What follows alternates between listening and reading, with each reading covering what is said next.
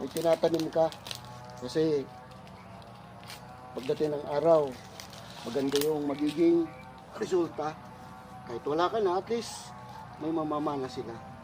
Good day mga ka-farmer. Ngayon, dadagdag tayo ng tanim.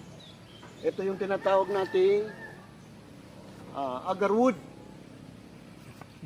Ang agarwood, ang scientific niyan is Aquilaria malaxensis, or sa Tagalog, lapnisan.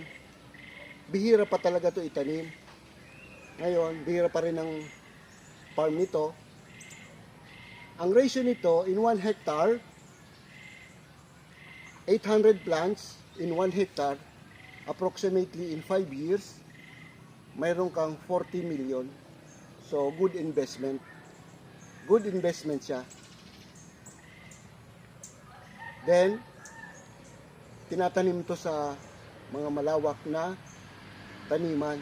Pero, bantayan natin kasi nawawala to. Bihira pa siyang itanim. So, agarwoods, good investment. Oh guys.